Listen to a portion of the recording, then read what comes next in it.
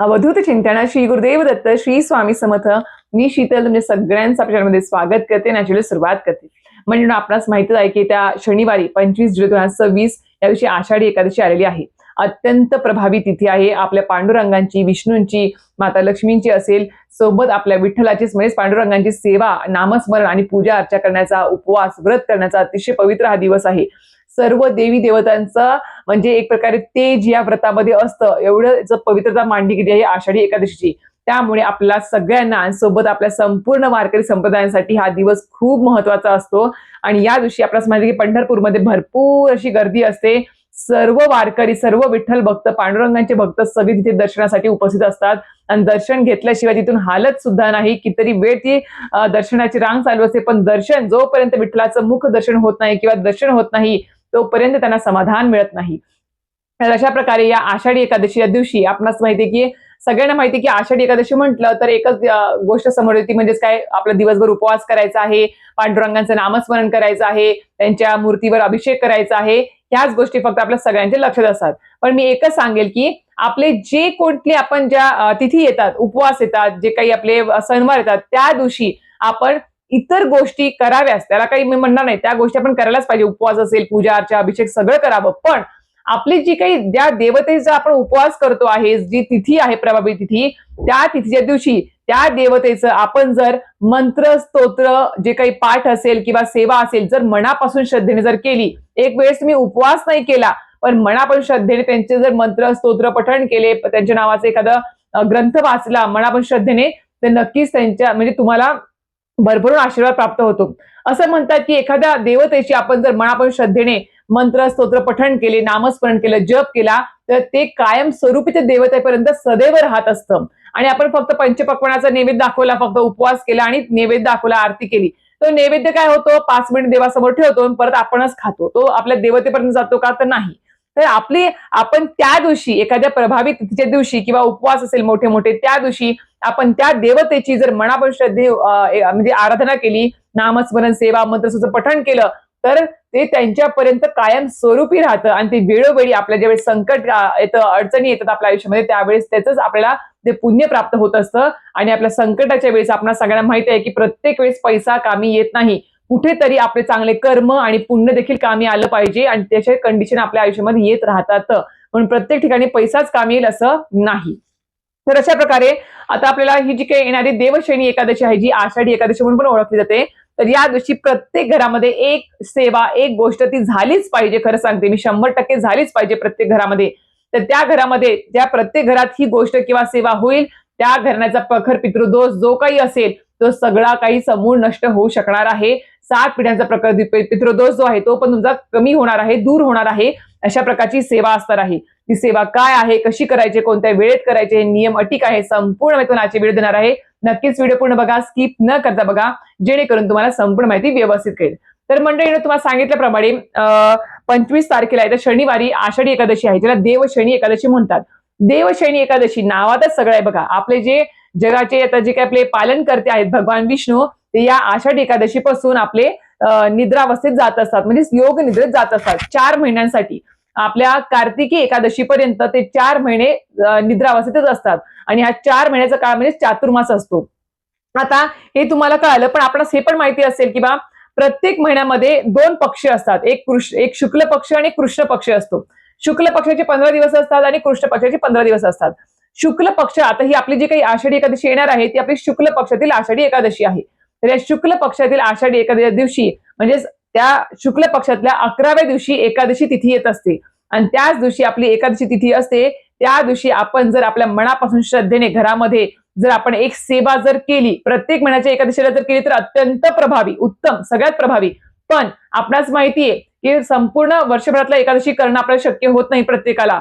तर त्यावेळेस आपण काय करतो, आषाढी एकादशी आणि कार्तिकी एकादशी या मोठ्या एकादशी असतात, आणि या दिवशी सगळेजण उपवास करतात की जेणेकरून संपूर्ण वर्षभरातला एकादशीचा आपल्याला पुण्य प्राप्त व्हावं. तर त्याच हेतूने तुम्ही या आषाढी एकादशी, जी अत्यंत पवित्र आणि सगळ्यात सर्वोत्तम तिथी आहे, या दिवशी आपल्या घरामध्ये आपण सगळ्यांनी, ज्यांना कोणाला प्रखर पित्तदोषाचा त्रास आहे, जास्तीत जास्त महिलांनी, मी सांगेल महिलांना का सांगते आहे, कारण की महिलांना माहेर आणि सासर दोन्हीकडचा प्रखर पितृदोष असतो आणि सोबत पुरुषांना जे आपल्या घरातले पुरुष आहेत, जे आपले मिस्टर आहेत, त्यांना फक्त एकाच घराण्याचा पितृदोष असतो. त्यामुळे महिलांनी जास्तीत जास्त ही सेवा करायची आहे. पुरुषांना नाही जमत अशी तर ठीक आहे, पण महिलांनी आवर्जून घरात ही सेवा करायची आहे. ती म्हणजेच काय, आपण सगळ्या तोपर्यंत कळालं असेलच, तरी पण सांगते. ते म्हणजेच काय, संक्षिप्त श्रीमद भागवत ग्रंथ. आता मोठा भागवत ग्रंथ वाचायचं म्हटलं या दिवशी, तर ही भगवान विष्णूंची, पांडुरंगाची सगळ्यात प्रभावी सेवा आहे. तर त्या दिवशी वाचायचं म्हटलं तर ग्रंथ खूप मोठा असतो आपला, जो मोठा भगवद्गीता आहे ती. तर त्याचं सगळं सारांश स्वरूपामध्ये आपल्याला संक्षिप्त श्रीमद भागवत ग्रंथ दिलेला आहे. आपल्या परमपूज्य गुरुमाऊलींनी तयार करून दिलेला आहे. अत्यंत देणगी मूल्य 6400 रुपयालाही पोहोचते. तुम्हाला जवळच्या दिंडोरी स्वामी समर्थ केंद्रात भेटून जाईल.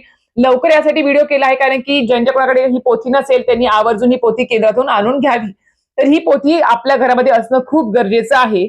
खरं सांगते, आपल्या परमपूज्य गुरुमाऊलींनी सांगितलं आहे की जो कोणी व्यक्ती प्रत्येक एकादशीला या ग्रंथाचं आपल्या घरामध्ये एक पारायण करेल एका बैठकीमध्ये, त्याचा म्हणजे आपल्या प्रखर पितृदोषावर सगळ्यात शेवटचा रामबाण उपाय म्हणून आपल्याला ही पोथी सांगितलेली आहे, याचं पारायण सांगितलेलं आहे.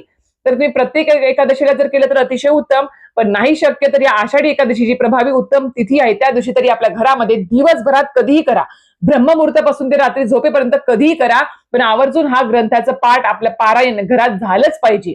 आता या ग्रंथाचं पारायण तुम्हाला सांगितल्याप्रमाणे भगवद्गीतेचं सारांश रूप याच्यामध्ये संक्षिप्त रूपात दिलेलं आहे. दिवसभरात कधीही करू शकता. आता ह्याचं पारायण करत असताना तुम्हाला वेळ पण सांगितली आहे मी तुम्हाला. ब्रह्ममुहूर्तावर केलं तर अतिशय उत्तम. दिवसभर आपण जॉब वगैरे आपलं चालू असतं, संध्याकाळी आल्यावर थोडासा थकावटपणा असतो, त्याच्यामुळे आपल्याला थोडं लक्ष लागणं किंवा लक्ष न लागणं हे सुद्धा होऊ शकतं. त्यामुळे सकाळी लवकर उठून जर हा पाठ केला तर अतिशय उत्तम. ज्या गृहिणी आहेत त्या नक्कीच दिवसभरामध्ये सगळं काम आवरल्यावरती तुम्ही हे पाठ करू शकतात.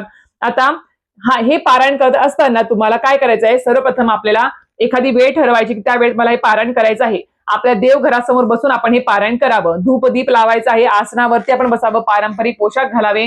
महिलांनी कपडे, टिकली, हळद कुंकू असेल ते लावावं, हातात बांगड्या घालाव्या आणि पुरुषांनी सुद्धा पारंपरिक पोशाखामध्ये आपल्याला हे पाठ करायचं आहे. आणि पुरुषांनी सुद्धा अष्टगंध वगैरे असेल ते सुद्धा कपाळी लावावं. आता आपल्याला हे पाठ करत असताना सुरुवात कशी करायची आहे, तर सर्वप्रथम स्वामी स्तवन आपल्याला म्हणायचं आहे, जी आपली स्वामींची प्रार्थना आहे त्याच्यामध्ये दिलेलं आहे ते अगोदर म्हणायचं आहे. त्यानंतर आपल्याला एक वेळा गणपती अथर्व शीर्षमचं पठण करायचं आहे.